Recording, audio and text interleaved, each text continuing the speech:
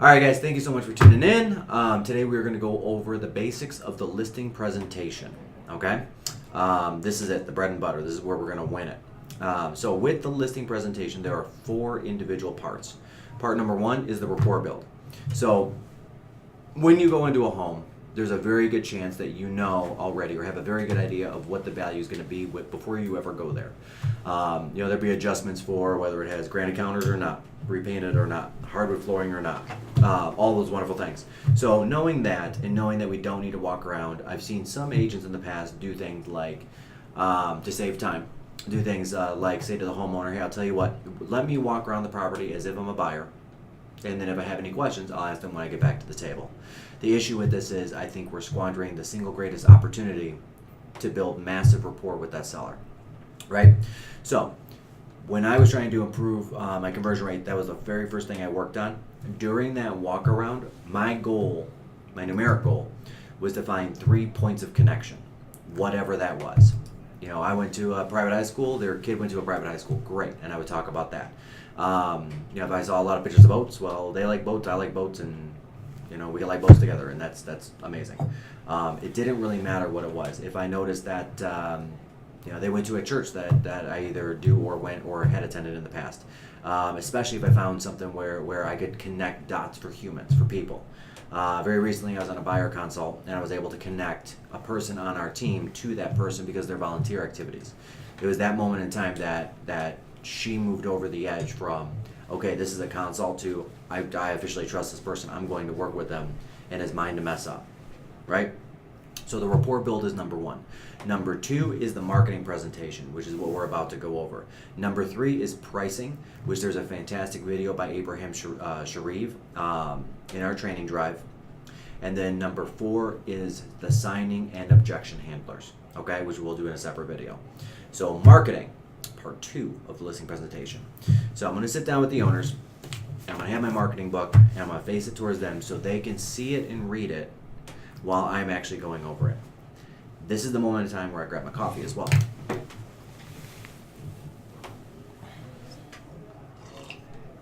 There we go.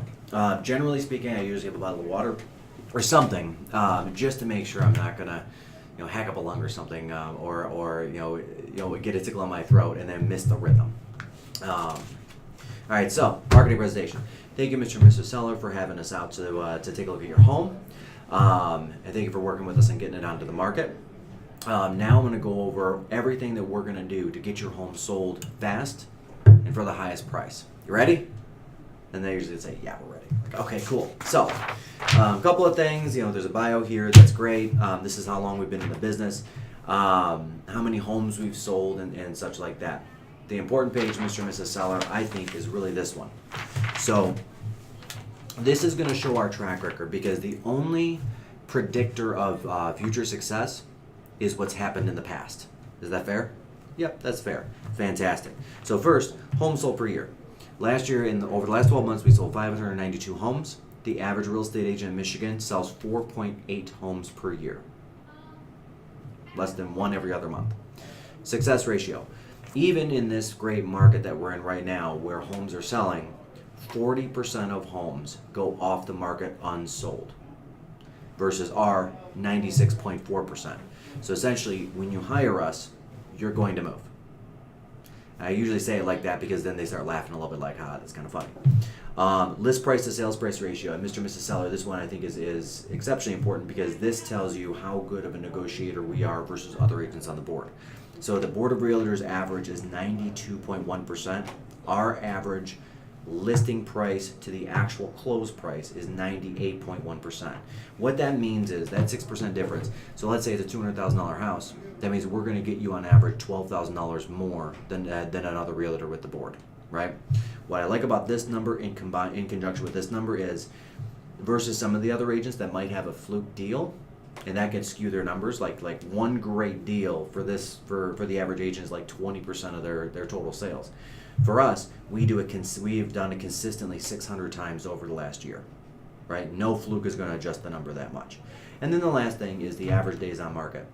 The reason why the average days on market is important is because you don't want an agent that's going to come in and overprice a property or undermarket a property or not work hard to get it sold.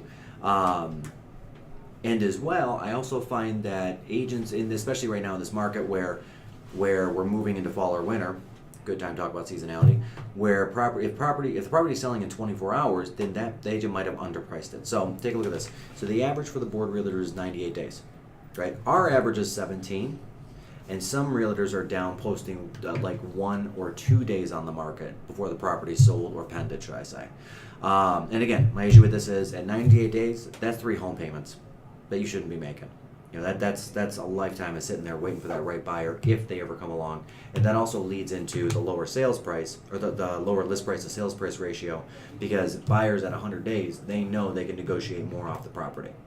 Second, and again, at 1 or 2 days on the market, then they're pricing it to get rid of it in a day or two. If they had waited 3 or 4 or 5 or 6, maybe got another half a dozen buyers in there, they could have found somebody willing to pay more, or had a couple of different offers come in at the same time, so you can work together to push that price up, right? You can work those offers in conjunction. Now, what all that really means is, with us, our homes are selling 81 days faster.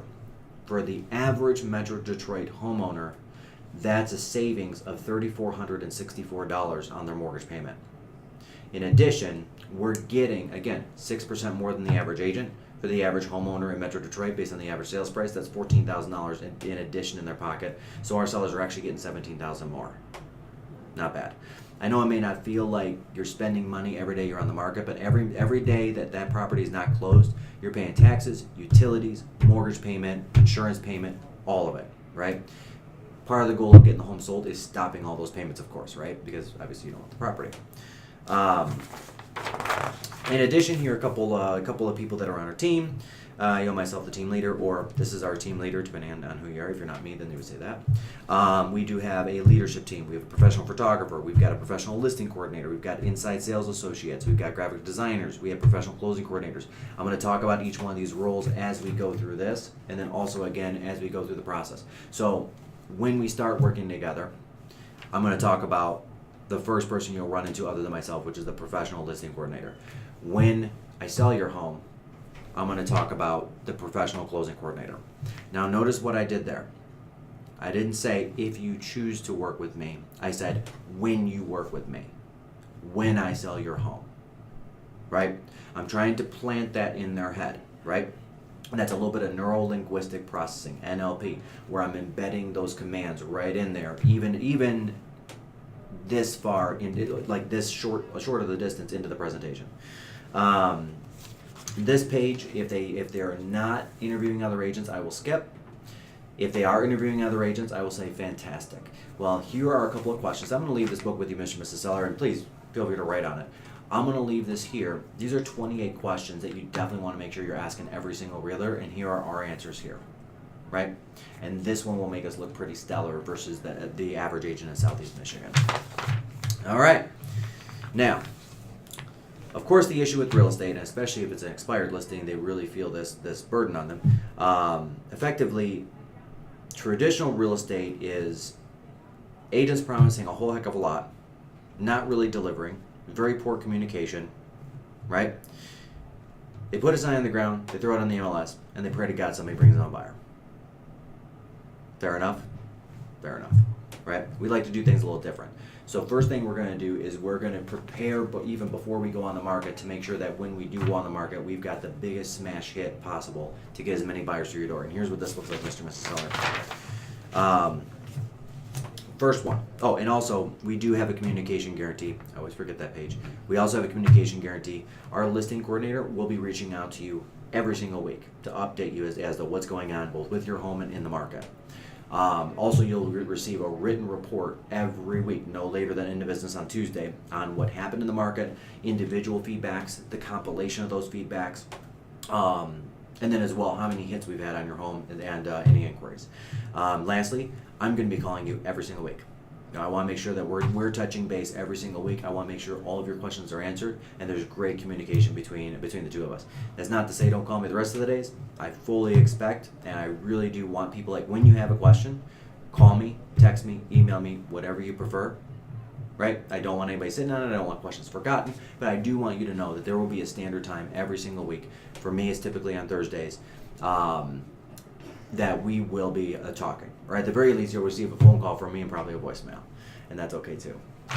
Anyway, so one of the things that we do when we put a home on the market, and this one's actually really cool, we've negotiated a great deal with our home warranty company where we call it the List Secure program, right? Where at no cost during the listing time, there are certain coverages that you'll have, Mr. Seller. And this has happened to my sellers before, where stuff is broken, all of a sudden it's costing a couple $1,000, and now it's like, okay, it just made it a lot harder to hit that seller's goal price and goal net at the end. So our List Secure program, it covers any attic and exhaust fans, a central vacuum, any duct work, any problems with the electrical system, any problems with instant hot water tanks, plumbing, stoppages, trash compactors, any water heater issues, anything like that. In addition to that, this coverage is free until the point of closing. At that point, we will have purchased it, and the buyer will have their own set of coverages, which we'll talk about at that time when necessary. And here's what I love about this thing. If the home doesn't sell, let's say that we go on the market, the hot water tank breaks, we do the $75 deductible, they come out, they replace it at a cost of $1,000 to them, and then you wake up and say, you know what, I am not going to make this move, or my company is no longer relocating me, or for whatever reason, plans change, and we say, great, we're going to go off the market because if you're not moving, you're not moving, and that's all there is about that, right? You still don't owe them for that hot water tank, right? That $75 deductible that you paid up front to get that $1,000 of work done, that's all you're paying. No $495 for the home warranty, no reimbursing them for all those fees. That is the coolest thing of this program. I will say this, every one of my sellers uses this because you never know what's going to happen, right? The way I look at it is it's like rental insurance it's like insurance on a rental car. You don't want to pay the extra $8 a day, but the minute you don't, you get somebody dings it in a parking lot, right? Same kind of concept there. In addition to that, I just want to put this out there. This is a great thing as a negotiation point for buyers because when we have an accepted offer on a property, 99% of buyers are going to look for a home inspection. They're going to want to do that. When they do, they're going to come up with things that are not 100% correct on the home, right? A couple of inspection issues here or there. A lot of the little stuff we can get rid of and just even take it off the negotiation plate. The buyers won't even think about it because with this program, they're going to look at that and say, well, I'm not too worried about this because I have a home warranty. So that $2,000, $3,000, $4,000 worth of little junk items, we can easily broom it with a couple $100 towards a home warranty, right? Moving on. All right, so pre-market. Preparing is as important as anything else, right? It's just like professional sports or any kind of sports. You practice, you prepare, you run tape, and then on game day, that's where you really push it. This is our practice. This is our pre-game day right here. So what we're going to do is we're going to have a professional photographer come out to your home, and we'll talk about that in a little bit. We're going to start your pre-marketing the Tuesday before it goes on the market. So that includes Facebook advertising, that includes targeted Facebook advertising, that includes putting it on GetHomesFirst.com, marketing it to our own personal database, which has over 100,000 people in it, and that includes our inside sales department, because we've got 8 phone dogs in the office making literally 600 to 800 dials per day looking for people to buy our listings. Those 6, 8, 9 people are going to be making those dials from Tuesday to Friday as well, right? And then we're going to put it on Friday on the multiple listing service, and we're going to start the showings in conjunction with an open house, which is extremely important. The problem is a home will go on the market, okay? And we're also going to pre-list it on Zillow on the coming soon section. So here's the problem. I've seen this happen hundreds of times in this great market. A home will go on the market on a Tuesday, right, on the multiple listing service. It'll take until Thursday to get posted on Zillow or Realtor.com or something like that. On Wednesday, a buyer comes in and makes an offer, right? On Thursday, the buyer that watches Zillow, unfortunately it's slower, its data runs 48 hours stale. On Thursday, a second buyer sees it and says, hey, I want to go see this home and make an offer as well. Here's the problem with that. By not getting the home in front of every person before we even start showings, we missed an opportunity, or that buyer missed, or that seller missed an opportunity to have 2, 3, or even 4 offers at the same time on the home, right? Law of supply and demand. We only have one home. If we only have one buyer, then we're on an even negotiating keel. If we've got one home and 3 buyers, guess what? Supply is down, demand is up, price goes up. Easy enough. So the goal of the pre-marketing is to get it out there in front of everybody we can get in front of before it's even on the market, just a few days. So that when we do start showings and we do the open house, everybody's going through that property at the same time and everybody has an opportunity to make a bid, right?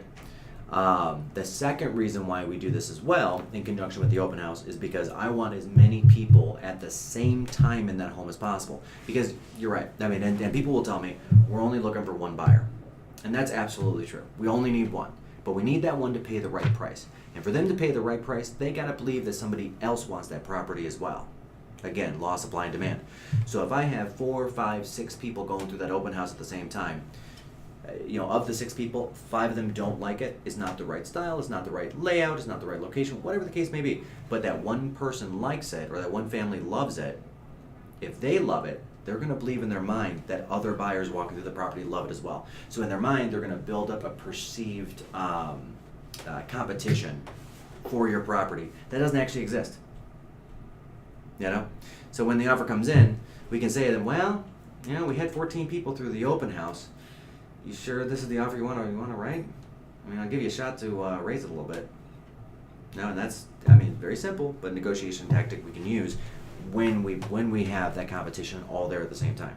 If I've got one person going through a home, then it's really hard for me to say, hey, I've had 12 people through this home, and it'd be believable because they didn't see it with their own eyes. They think I'm just doing my job as your representative of trying to push you on the price, and so they're going to push back. If they know, because they saw it with their own eyes, there were 5 or 6 people through that home, now it becomes, okay, he's absolutely right. We saw it. We should probably raise this price because I want to have this home, right? And again, that's a little different than the traditional home selling method of putting a sign in the ground, throwing it on the MLS, maybe trying an open house, and hoping to God somebody brings a buyer. A little more purposeful to achieve your goals. And of course, our goals are your goals, getting you the highest price in the shortest amount of time possible with the minimum hassle and stress. We know that moving can be a high stress thing. This part of it, we want to take that stress off your plate. That is our ultimate goal. So, kind of going forward. Right now, we are spending in excess of $30,000 a month marketing our properties, right? In marketing. The average real estate agent in Michigan spends $138 a month in marketing. I don't remember the last time I had a cell phone bill that was less than $138. I spend more, and I'm sure you guys do as well, especially if you have a family plan. You probably spend more on your cell service than most realtors do on marketing properties. So where does this $31,000 a month go? Well, it goes into a myriad of things: social media, online media, SEO, professional photographers, and we're going to get to all that right here as we continue going. In addition to that, we are the only real estate team in Michigan endorsed by Barbara Corcoran, Guy Gordon, Paul Smith, and Gary Lewaks from Rascal Flats. Getting the Barbara endorsement and Paul Smith and Guy Gordon, those are not easy things to do. Those are people that are standing up and saying, I'm putting my reputation on the line to endorse this company or these people. So they are only going to back a product that doesn't come back and bite them. Fair enough. It's just like when you put out a review on anything. You want to be sure that if you, like, let's say you have a friend say, hey, do you know a great electrician? And let's say you know an electrician, but he sucks. Are you going to tell your friend? No, because that's your reputation on the line. These guys, it's the same way. And being very, very public images, their reputation is very important. So getting these endorsements is amazing. It's a very telling thing. Now, moving on to where buyers look for homes, because it's always good to understand that first before we know where to put it and how to put it. So over time, how people search has changed. I think this is not a great mystery, right? Back in the early 90s and mid 90s, only 1% of home searches were done on the internet. Before 95, before 93 really, how real estate was sold, and it was my mom's day of real estate when she was selling, is once a month the multiple listing service would drop off listing books, actual physical books with one photo of the property, a couple of stats on it, every month, the agents knew, okay, we're going to have our new listing inventory because it's the first, Monday of the month or whatever it was. And then a couple of the internet sites started coming up, like a Truly. Actually, Truly was one of the first. It was there even before Zillow. And by 2000, we saw things change from 1% to 17%, right? And I'll say this, I remember 1995. We did not even have internet at my house at that point in time, and I think most people didn't. I think it was more of a rarity than a common thing, than a majority. And I remember this when I was a kid. 1995, I was a freshman in high school, and this is kind of funny. Just let me digress a second. I remember waking up at like 4 in the morning before my parents did, sneaking downstairs, unplugging the phone line from the answering machine, plugging it to the back of the computer, muffling it all with like 2 pillows because it was like that old school modem, like dee dee dee dee dee dee, and then playing like an online bulletin board video game, and then plugging everything back in and going upstairs.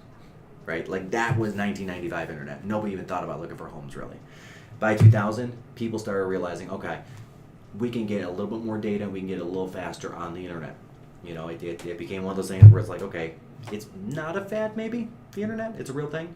Now by 1990, or by today really, by 1990 something, but by around 2014, officially 96% of all buyers are doing their primary property searching online. I mean, in this day and age, we've got walking computers that are with us all the time that we can easily get all of the data. I mean, these little walking computers, the smartphones that we have in our hand, has 100 times the computing power of the computer that was used for the very first flight for the moonwalk, right? I mean, that's what we're talking about computing power-wise. Yeah, clearly people are going to start punching addresses in, downloading the apps, going to Zillow, things like that. So 96% of people are using the internet to look for homes, and really I believe the other 4% are as well. Surely, right? They're just doing it in a roundabout fashion. So like when my grandmother was looking for a property, my grandmother has never had a driver's license. She's never owned a computer. She's never owned a cell phone. She called my mother with her dial phone, like the rotary phone, right? And she said, hey, Lorraine, can you look for properties for me? I need to move into a condo, right? So even though my grandmother did not go online, she's part of that 4%, you better believe my mother was looking online for her. So indirectly, I think everybody's online right now looking for properties, so it's extremely important that we get your home out there online on more than just 1 or 2 sites like the MLS or Realtor.com or Zillow, because there are literally hundreds of sites. And here's what that looks like. So there are hundreds and hundreds and hundreds of sites that your home can go on, right? Many of them you and I both have not heard of and wouldn't use. But there are people that would. Here's an example. Like here in Michigan, Zillow's a pretty common one to use. Truly is a pretty common one to use. Realtor.com is pretty common. Homes.com, not so much. But here's a good one. Oodle.com, right? In the Southeast, in the Arizonas of the world, Southern California, things like that, Oodle is actually a big site, very similar to Zillow. So there are a lot of buyers that look for property there.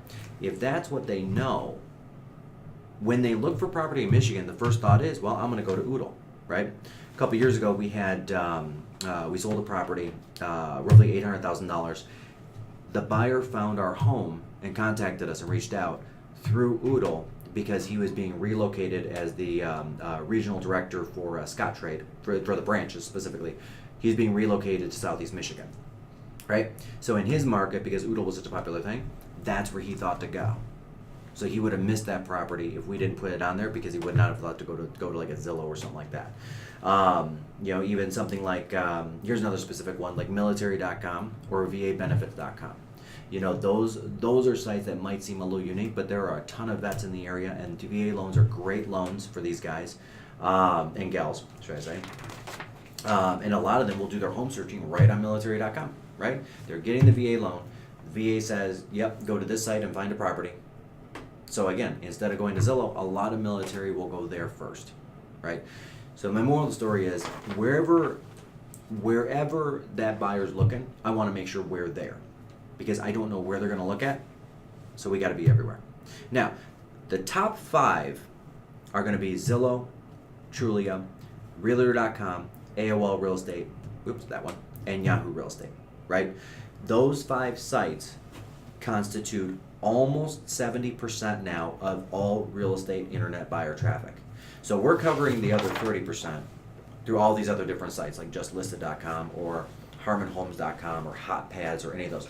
But these 5, and yes, AOL is still a thing, by the way, these 5 are accounting for almost 70% of all real estate searches right now, right, in the United States specifically.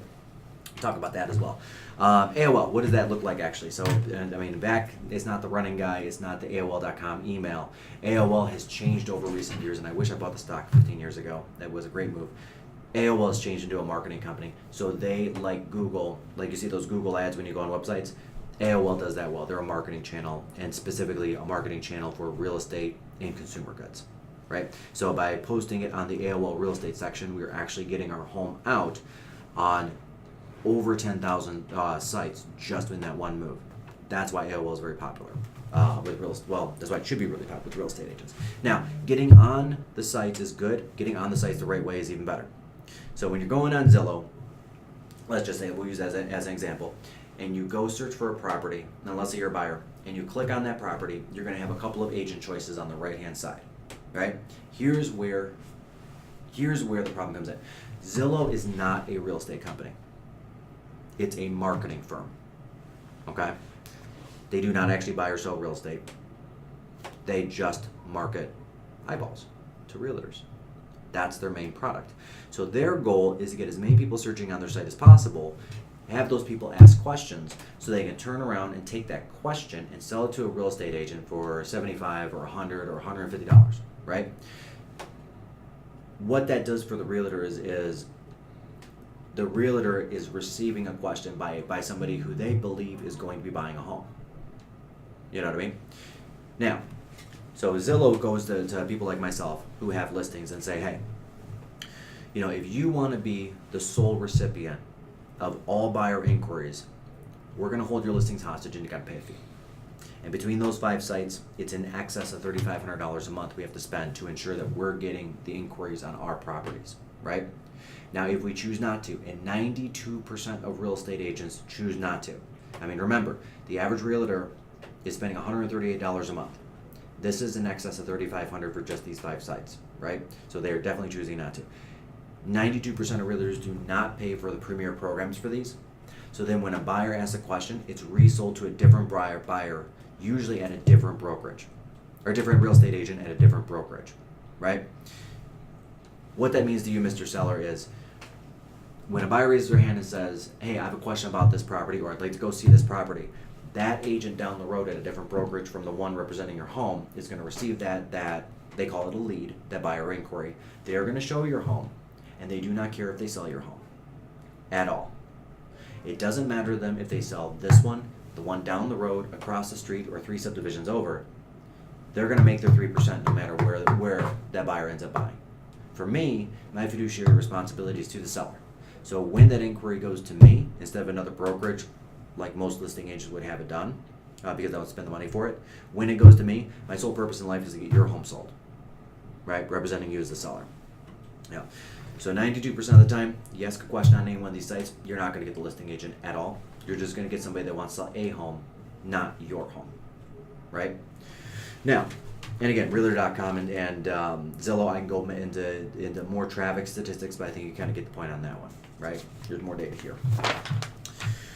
All right, so going on early, we are going to put your home on GetHomesFirst.com, which is getting several hundred hits a week right now, which is pretty amazing. We're going to email market, and this is kind of a basic template that we use. We're going to email your home out to our database of over 100,000 people, which is fantastic. A lot of these people are people that know us, trust us, they open our marketing, and if they themselves are not looking for a property in your area, 100,000 people, there's going to be somebody that knows somebody looking for a home in your area, which is pretty cool, right? In addition to that, we're going to put it out there on pretty much every social media platform that we can. Facebook, as an example. We're going to do a boosted post direct into the buyers news feeds that are most likely to buy your home. Fair enough? I'm not going to boost it out to somebody in Florida who is retired and they're not moving back to Michigan. I'm going to make sure to get it into the people's hands that are most likely to buy your home. In addition, we're going to tweet your house out. We're going to do a Pinterest board on it. We're going to put it on Instagram. We're going to use Blogger. We're going to use WordPress. We're going to use LinkedIn. We do LinkedIn advertising and marketing. I am leaving no stone unturned, especially today. You know, I mean, the statistics are out. There are as many users on Instagram on a daily basis now as Facebook. So if your home's not going on Instagram, half the social media users out there are completely missing it, right? And that's actually a fun study, and that was done this past July. There was a study of on social media done by the Harvard Business School showing that people actually like Instagram better than they like Facebook right now. Not exactly sure why. I think it has something to do with the layout and how it looks and feels. Doesn't really matter to me the why. I just need the data to know where to put your home, right? Because that's my objective, is to get your home in front of as many people as possible. And then what that looks like as well is, like as an example, you know, we're boosting these posts and we're averaging over 1,000 people, and 45, 75, 20, whatever the link clicks are, we're averaging 1,000 people per home every time we're getting this out. And again, I'm trying to get this home not into the hands of the person that is not going to sell their home for the next 5 years, or the one that just bought 6 months ago. I want to get it directly in front of people that are most likely to purchase a property just like yours sometime in the next 90 days or less, right? So even though, let's say Farmington Hills, for example, has 40,000, well actually it's about 36,000 homeowners. I don't need all 36,000 homeowners to see it. I just need the 1,000 people that are going to be buying the next 100 homes this next month in Farmington Hills to see it, right? Right now in Farmington Hills, as an example, we see about 100 homes sell per month. So over a 3-month period, that's 300 homes. I'll take it all the way out to 6 months to make sure that we get it into the top 1,000 people that are buying property. All right, and that's kind of my strategy on that. Search engine optimization, that's a fun one. And pay-per-click. In addition to that, we're going to push not only your home, but areas. A lot of people that move into the area are coming in from out of town, right? And so we've got pages dedicated to neighborhoods, dedicated to cities, dedicated to all of those things to help people get the information they want about the areas. And here's what this looks like. So our software tracks buyers' IP addresses. So I know where they're coming from or where they're looking from. If I see somebody looking for a home in Farmington Hills and they're in Livonia, I do not need to talk about grocery stores. I probably don't need to talk about schools. I don't need to talk about parks. I don't need to talk about any of that stuff. But if I see somebody looking for a home in Farmington Hills and their IP address is consistently, let's say, in Arizona, the first thing I need to do is make sure that they know enough about the area to raise their hand and say, I want this area. So I need to talk about downtown Farmington. I need to talk about Founders Fest. I need to talk about the Cowleys, second generation, soon to be third generation, family run, awesome Irish establishment. I need to talk about the farmers market. I need to talk about Heritage Park. I need to talk about all those local things in your city first to make your city desirable, because until they love the city, they don't really care about any of the homes in it. Right? So I want to make sure that conversation's had just a different conversation with the buyer to ensure that, again, we're leading them down that funnel from area to neighborhood to your house. Right? Now, what do our results look like? All of this marketing we're doing is averaging us around 400 inquiries on our properties per month. Just phone calls, just straight up people calling, like picking up the phone and calling us, asking us questions or asking to go see the home. Right? The average agent is getting about 6 calls a month. That's a little different. Online property inquiries, we are in excess of 1,100, driving towards 1,200 very rapidly. So between the pay-per-click, between the Facebook advertising, between the Zillow advertising, making sure that we're getting everything that we can get and we're not letting any of these buyers escape to other brokerages, we're literally receiving 1,100 plus people raising their hand saying, I have a question about one of your houses every single month. The average realtor is at 11. A little bit different. Right? And then as well, through all of this, the proof's in the pudding. We're selling roughly it's a little bit over 21% of our own properties ourselves versus the national average of just under 4%. Right? And that's where the proof is. What are the results? And the results are we are selling over 5 times the amount of our own listings as the national average. And that tells us that our marketing is working because it's bringing the buyers that are buying our homes straight to us. And that's something I will say is a lot, not a lot, but many of these calls and many of these online inquiries are people that are saying, I have a question about your property and I'm already working with an agent. So that doesn't even include any of these, because we're not targeting people by working with another agent or not working with another agent. We're getting inquiries from everybody. This is just the people that are not working with another agent that do buy our properties and they go through us to do it. Not bad. Now, getting it out into the world is fantastic, and getting it out into the world, the right world of the right buyer pool, is even better. But none of it means anything if we don't position your property properly. If we don't make your home look fantastic and do it in the right way, then buyers are going to look at it and just keep on moving, right? And here's what this means. Just basic clicks. If we have 24 photos versus 13 photos of a property, we are literally getting 6 times the number of web hits because people want the photos, right? Fair enough? Fair enough. Actually, we're in a society nowadays where people are looking at, and let me back up to the mid-'80s and how real estate used to be done. So when the listing books came out, there was the one front photo, and that was all you got. When the multiple listing service first came together in the middle 90s, roughly 1993 and 1996, depending on what area you were in, was it launched, now there was an allowance of 6 photos. That's it.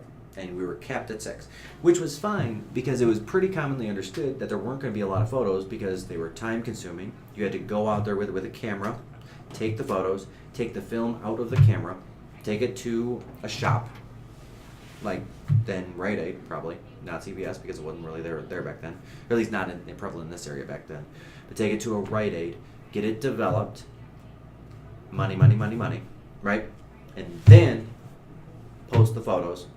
And with internet speeds being slow and the photos themselves being not of a high pixel quality that we have today, 5, 6 photos, that was a lot.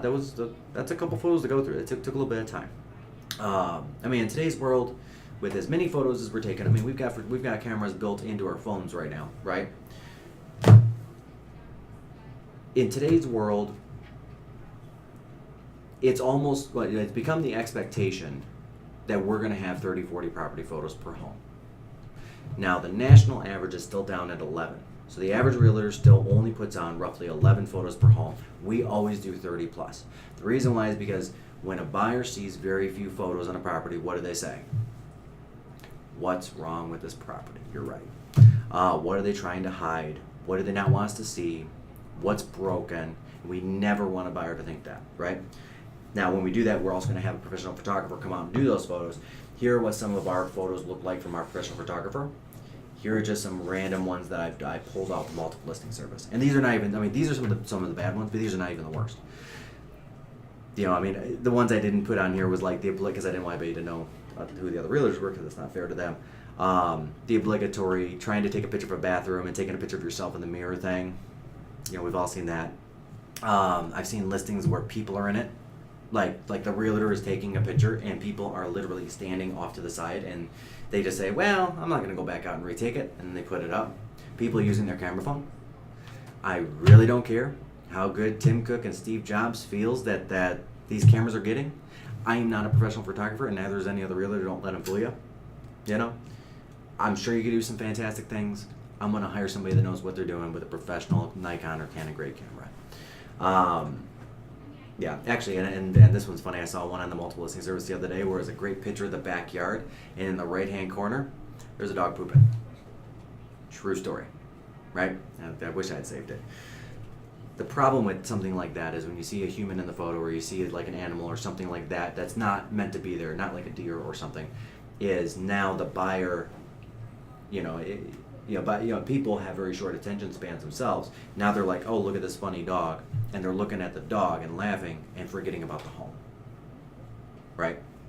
Inattention to detail on that. That does not happen with us. So there's one more photo page. Anyway. And then the last part on the photos is the order that we're going to put the photos in.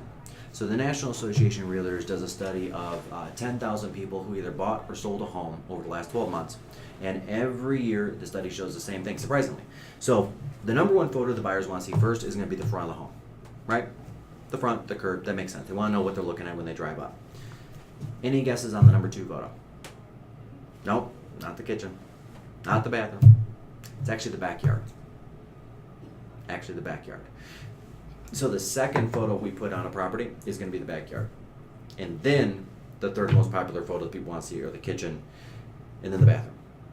And the reason why people want to see this is because those are the photos where I know it's going to sound a little weird, but that's where life happens. You know, the front, that's the house you're going to drive up to every day. The back, that's where you're going to sit and enjoy summers and Sunday afternoons and the kids are going to play. Kitchens, that's where life is happening right now. You know, dining rooms and family rooms, hey, people are doing homework, eating, and living in a kitchen at this point in time, right? And then same thing with bathrooms. You know, people want a decent bathroom because, you know, Americans are taking fewer and fewer vacations, so they want to make sure that those bathrooms have certain features, right? Knowing that, I'm going to make sure that those four photos are going to be the first four the buyer sees because I need to capture that attention as quickly as possible, and then I'm going to order the rest of the photos like a walkthrough of the property, right? Because that, again, going back to what they want to see. You know, if the data is telling me this, if a survey of 10,000 home buyers and sellers are telling me this, then I'm going to go with that data, right? So now we've gotten your property out to the right audience. We've gotten it done in a professional manner that makes your property look good, and we've done it in such a way that caters to what that buyer's looking for, like how that buyer's looking, should I say, right? Front photo down. Open house. When we get the home on the market, we're going to do what's called the level 7 open house. Now what this looks like is instead of doing 2 or 3 signs, maybe getting some cookies and calling it a day, and then sitting there for 3 hours in your house, we're going to compact it down to a 2-hour open house instead. We want to force all the people together as much as possible. Before the open house, we're going to door knock 125 doors. We're going to call 125 neighbors. And here's the reason. The National Association of Realtors shows that 10% of people move into a neighborhood or an area, neighborhood specifically, because of somebody they already know there, right? And to be honest with you, I was one of those people. I am a statistic, really. When I was looking for my first property, I was specifically looking for a condo because of the yard maintenance. I was working a lot at the time, and I was trying to get my career off the ground. But I also knew that I didn't want to rent anymore. I was ready to start building some equity and have home ownership. So I started looking for condos. The condo I bought was not even in the city I was looking for. It was a friend of mine's mother that called me up and said, I'm a realtor at this point, right? A friend of mine's mother called me up and said, hey, the condo 3 doors down from me just came out for sale. I think it might be worth you taking a look at it. And I did. And I went and took a look at it. I made an offer the next day and got it. Go figure. I wasn't even looking in that city. So I am the statistic. So knowing that 10% of people move into a neighborhood because of somebody they already know that's there, a coworker, a family member, a friend, whatever it is, you know, I want to hit all the homes that are directly around it. You know, I hit 125 homes by door knocking, 125 homes by phone, 250 homes. I mean, that is a lot of people who know a lot of people who can put those flyers in the hands of other buyers that I don't know about, put those flyers in the hands of coworkers that I don't know are thinking about making a move, all of it, right? So that's incredibly important. You know, we just had one where a person bought a home and they specifically paid more than they probably should have because it was across the street from their son and daughter, right? Their son and daughter just had their first. The parents didn't need the larger home anymore. They were empty nesters, so they took a step backwards, or took a step down in square footage. And you know, the good thing for the son and daughter is they have a built-in babysitter. You know, the now grandparents, which was our client, you know, they get to see their kids and have that increased quality of life for the family. But at the end of the day, it was very simple. If the son and daughter had bought any other home, they would not have bought that home. They would have bought a home next to that any other home. Right? So leaving no stone unturned, I want to make sure everybody's aware of your property even before it goes on the market, right? We're going to start showings in conjunction with the open house, again, because I want to put as many people into the property as possible. In addition, during that time, we're going to put out an ability for somebody to text for info, right? The McDonald's Society it is, I want to make it as easy as possible to put the information for these buyers in your hands. So we're going to have a rider out there that says, text 59559, text data to the number 59559 and then within 15 seconds, they're going to get a link back on their, like a reply back with a link to your home with all the photos and the data. This is important because I want the buyers to have ready, easy access to your data. Now, what they don't know is it also alerts us when that happens. So 30 seconds after that, we're getting the alert saying, hey, this person at this phone number just requested information on your home. And then we're going to wait about 1 minute, let them take a look at it, and then call them back and see when they want to schedule a showing. Right? They don't realize we're getting their data, and that's okay. Craigslist, and again, leaving no stone unturned. So Craigslist is still one of the largest real estate websites out there. It fluctuates in ranking, but I think it's still the number 7 or number 8 searched real estate website in the world. And the reason why I say in the world is because the multiple listing service is something very unique to the United States. We are the only ones that have it. England doesn't have it, Germany doesn't have it, China doesn't have it. None of these other nations have it. And because they don't have multiple listing service, there's no data feed to push the properties out to Zillow, Realtor.com, Trulia, so those don't work there either. I mean, even Canada is just now setting up Zillow. They still haven't even launched Canadian Zillow yet. I mean, look at this. These sites have been around for 10 years plus in the United States. They're thinking about it in other countries. So if you're a purchaser in another country, where do you go to look for homes? The only place that has them, which is traditionally going to be Craigslist, right? I know it sounds like a weird thing, but we had a gentleman that was being transferred here from Brazil with General Motors a couple years back. He found us and ended up buying a home at $650,000 through us and found our properties through Craigslist. And I asked him, and I was really, really upfront with him, and I said, you know what? I appreciate you using us. I appreciate you buying one of our sellers' properties. That's amazing. It's been a great transaction at the end of the transaction. And thank you so much for being a client. Quick question: why did you use Craigslist instead of Realtor.com or Zillow? And he simply said, I didn't even realize those were a thing. Now, he had spent almost a dozen years outside the U.S. working for GM, going from like Germany to Brazil, and I forgot wherever else he went. I think it might have been in the Middle East, but in Asia at some point in time. But anyway, he cut it 12 years in countries that don't have multiple listing services, that don't have Realtor.com, Craigslist, or Zillow, Trulia. So when he was looking in the U.S., his mind went straight to, I'm just going to go to Craigslist. So I'm going to leave no stone unturned. Many agents, I will say this, less than 50% of agents are posting any property on Craigslist. And when they do it once and done. And the issue with this is how Craigslist works. Craigslist works on a time decay, right? So if I post my property right now, I'm number 1 in the search. If you're another real estate agent and you come in 10 minutes later and post a property, now I'm number 2. If another agent comes in, I'm number 3. And so on and so forth. I just keep getting pushed down the list. Studies have shown that buyers will look up to 4 days back, time-wise, on Craigslist, and then stop. So that tells me I've got to repost my property every 4 days to make sure it's in that 1 to 4 day range. Because once I get to day 5, people are just not looking at it anymore. So we have our listing coordinator post our properties every 96 hours to ensure that we are within the search of that buyer. We never want to go out of it. Unlike the traditional real estate agent, where over 50% don't post, and the ones that do, post it twice in 6 months. Right? Again, it's all about keeping your home in front of the people as consistently and widely as possible. The multiple listing service. This one's a cool one. The reverse prospecting. So a lot of people, realtors, don't realize that the multiple listing service itself is this huge data aggregator, right? So we as real estate agents feed data into it, like properties and photos and listings, and that's traditionally what it's used for. There's a second level of data to this, and that's every time I as an agent run a search, the MLS knows that. When I save a search for a buyer, the MLS knows that.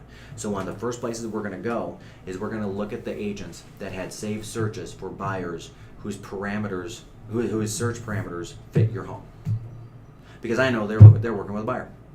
And I'm going to call them, email them, and hard mail them and say, hey, your buyer, Sam, I'll just call him Sam just for the heck of it because they usually title him with a first name or something like that.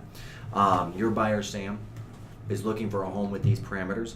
We have one coming to market, not even on the market yet, that we want to make you aware of. And the reality is I want to make them look like a hero just as much as anything else. So that when I say to them, hey, we got to negotiate the price up, and they go to the buyer, we got to negotiate the price up, that trust level between that agent and that buyer is as high as possible, right? I know that, I mean, these guys are already working with other agents. There's no reason to disrupt that, and it's also unethical to disrupt that relationship, so we're not even going to try. What I will do is assist that agent by getting them as much data as possible, as fast as possible, to make them look as good as possible with that buyer, get them into your home, get that offer written, build trust between ourselves and that agent, and then that trust again being built between that agent and that buyer. So again, end result, when we go back and say we need more money, that agent trusts us because we helped them by getting we helped them by getting the property in their hands before it was listed, and by making them look good in front of their buyer. So when they turn around and go to their buyer and say, hey, I trust these guys, if they say they need more money or the deal's not going to happen, they mean it. Doesn't matter if it's true. My job is to get you the most money possible.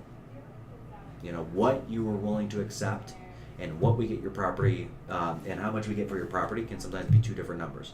If I can get you more money than what you want, I'm going to do it every time. Every time. Stickiness and retargeting.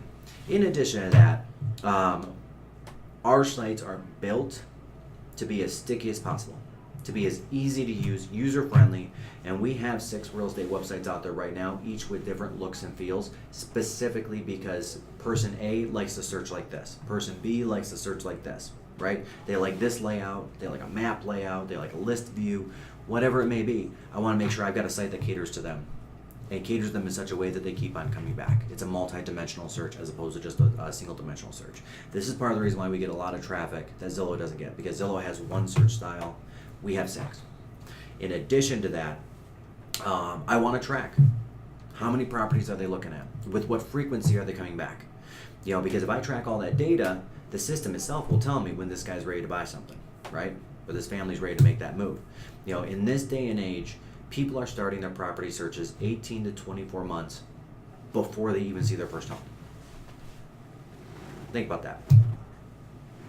And I'll tell you right now, I'm guilty of the same thing. My mother's the worst. She's a lovely woman. She drives realtors crazy. I will not work with her. That's bad. I probably shouldn't say that. But anyway, so my mother. So they built a home in 1984. It was the first real home that her and my father called theirs. So they built a home in 1984 and moved in late that year. In 1985, they started looking for homes again. They moved in 2002.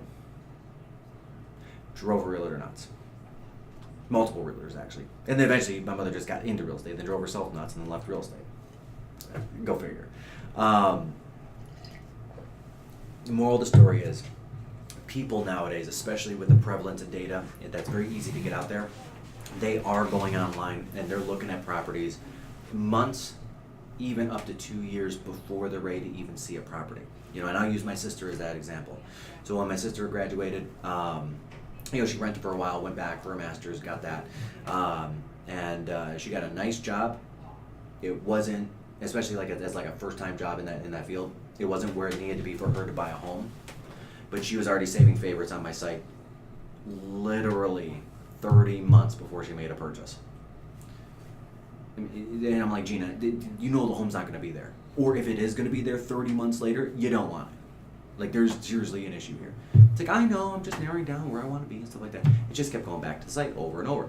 But I knew that once she started going back, not once every 2 weeks, but it heated up to 3 times in a week or 3 times in 10 days or whatever it is. Now I know it's the right time to call her, right? And that database of buyers, and again, getting 1,200 inquiries, a lot of these guys, even though they're buying property now, a lot of them are not. They're just asking questions for the future purchase. We bank all that data. We have a database of over 90,000 previous inquiries that we take your home and put it up against and say, okay, who's most likely to buy a home here in the next 6 months? We want to call them as well, right?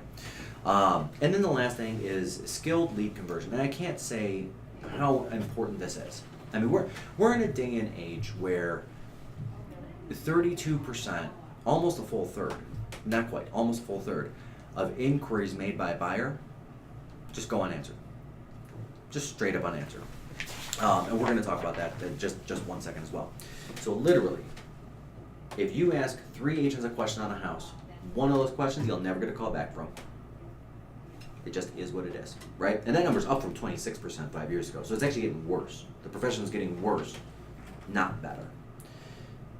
Second, Of the 2/3 of inquiries that are answered, 70% of them are not answered the same day.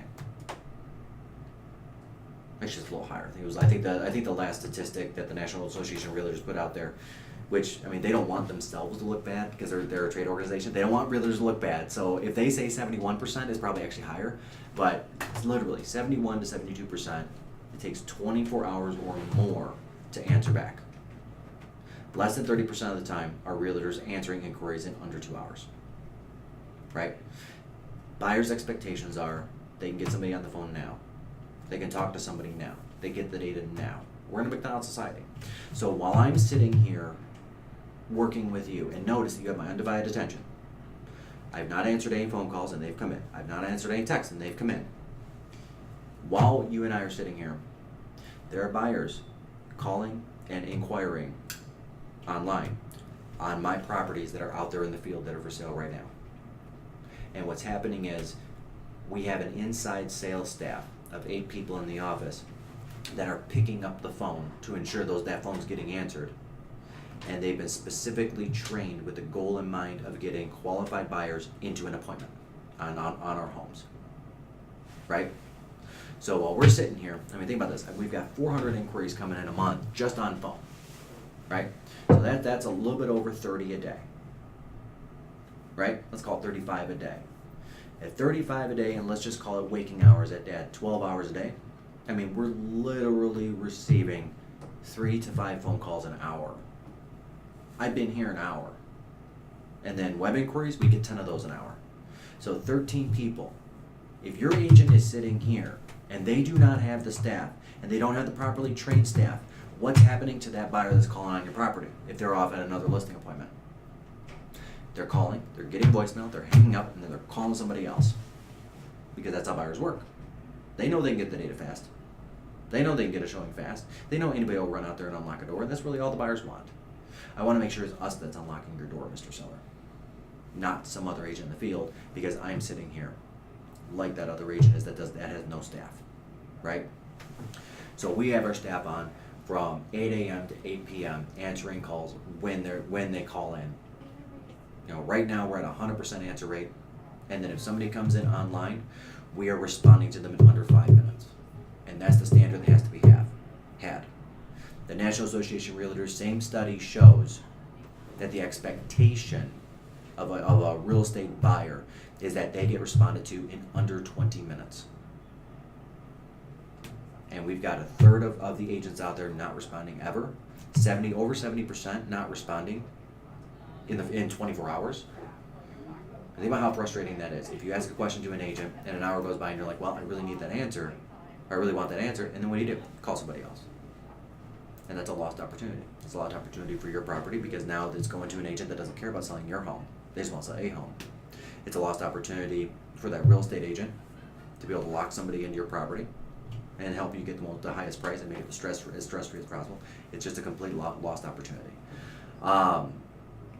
So what we've essentially covered is pre-marketing the property to make sure that every single buyer gets to see it before it's sold, because I want the opportunity for as many offers as possible, getting all the buyers in there at the same time, because yeah, I only need like one buyer, but I want that one buyer to believe in their minds that there's a lot more competition than there actually is, right? Making sure that we're positioning the property in the way that the vast majority of buyers prefer to see properties, photo-wise as far as count goes, because I want there to be no mistake that there's no damage with your home, and clearly there's no damage, right? Nothing I don't know? Okay. I want to make sure they're seeing the home in the way that they want to see it. And then when the inquiry does come in, I want to be sure that A, we're getting it, and I've got skilled people that are picking up the phone 100% uptime, taking those inquiries, answering the questions, and then skillfully getting them into your home. Right? And when I say skillfully, just one quick example of that is, somebody like my father who, he's from Italy. He worked extremely hard through his life to get where he is. He did. And I'm blessed to have him as a father, and I respect the man greatly, very greatly, like more than I could ever express to him. One thing he is, though, is he's very, very proud. If I ever asked him, just normal human, hey, are you pre-approved? And yeah, Mr. Seller, I do want to make sure I'm bringing pre-approved people in only. I'm not going to bring just anybody through your home. But if I ask him, are you pre-approved? He'll get offended. because he has that old school Italian mentality. Of course I'm pre-approved. Why would I pick up the phone and call if I'm not? That's not the way the world works. That is not at all. We get inquiries every single day for people that can't qualify for a loan. I don't want to take them through your home. It's wasting your time having to pack up and get the kids and the dog out. It's wasting my time because now I'm not looking for qualified buyers. It's wasting the buyer's time even because now they're taking time out of their day thinking they might be able to buy something and they can't. But realtors ask that question every day. Are you pre-approved? And all it really does is offend people. So what if we ask the question, has a loan officer gone over what closing cost on a home of this price, in this price range would be?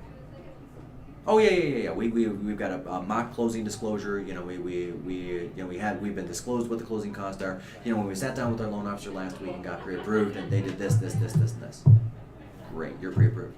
Has your loan officer talked to you about what the interest rate would be right now were you to buy a home, and what the fluctuations over the last month has done? Well, I don't know. What's the rate? Okay, they're not pre-approved. That's the first thing a loan officer goes over is closing costs, interest rate. If they don't know those numbers, they didn't talk to a lender. Simple enough. So then it becomes I'm going to go ahead and tentatively schedule this appointment that day, that time. Awesome. And then give me 5 more minutes. I'm going to call my lender because, again, we have awesome partnerships with awesome vendors. Our lender, they have a lending team, and they do over $100 million in loans as a team a year. To get there, they've got to pick up the phone all the time as well. So then I say to the buyer, okay, I'm going to call my lender right now, and they're going to give you a ballpark of what the closing costs, interest rate, and whatnot you can expect for a home of this size. So again, I'm not trying to push them into pre-approval, but I am connecting them with that lender running that credit, coming and taking a look at the income, and then coming back to me while we're on the phone and saying, hey, these guys are good to go. They can make this purchase, or absolutely not. They're not qualified now. They've got 6 or 8 or 10 months of work to do. And guys, in this day and age, it's not just poor credit. I'm running into a lot of situations of no credit. We have a lot of people working in the U.S. that came from other countries, and although their income may be stellar, take a country like India, for example, there is no system of credit. If you worked here for a year in the United States, you can make $300,000 a year. You actually can't get a loan because you don't have enough established credit. Right? So it's not just the people that have poor credit or missed payments. There are a lot of people who believe that they can buy a home, and legitimately, on paper, you look at them and you're like, yeah, they can buy a home. Look at the income, look at the assets, and then it all makes sense. And they still can't buy a home. Our lending environment is not as loose as it was before 2007, and it probably will never get that loose again, which is a good thing because it protects values across the United States. But it also means we got to do our due diligence up front. Okay. All right, so are there any questions on how we're going to get your home sold? Fantastic. So I guess the next thing to move on to is going to be pricing, where the market's at and what the market has to bear. You ready? All right.